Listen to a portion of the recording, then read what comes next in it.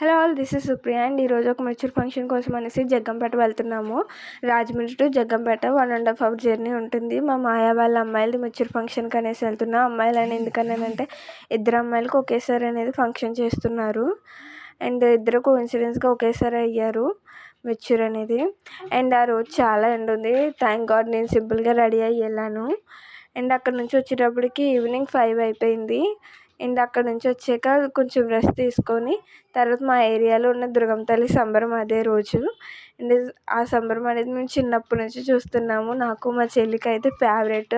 ఆ డే వస్తుందంటే ఎక్కడున్నా సరే ఆ రోజు అక్కడ అనేది ఉండాలి కంపల్సరీగా.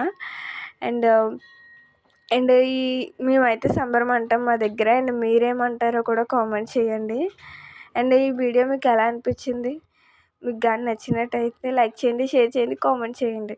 Thank you so much all.